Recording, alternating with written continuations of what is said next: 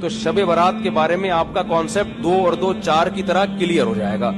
پہلی بات، قبرستان جانا کسی صحیح حدیث سے ثابت نہیں ہے. دوسرا کام، اس رات کو لوگ کہتے ہیں نہاؤ دھو اور تہوار ہے، تو تہوار اسلام میں دن میں ہوتے ہیں، راتوں میں. عیسائیوں کے، ہندوؤں کے تہوار ہو سکتے ہیں، مسلمانوں کے تہوار دن کی روشنی میں ہوتے ہیں، رات کے اندھیروں میں بولو نا نہیں ہوتے. اور تیسرا کام کیا ہے؟ حلوہ مانڈا، حلوے مانڈے پکاتے ہیں.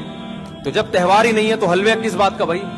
تو آپ نے حلوے مانڈے بھی بولو نا نہیں. پھر اس رات کو تقدیر کے فیصلے ہوتے ہیں. قرآن میں صاف طور پر ہے کہ وہ لیلۃ القدر میں ہوتے ہیں، اور ہم نے قرآن بھی کب نازل کیا؟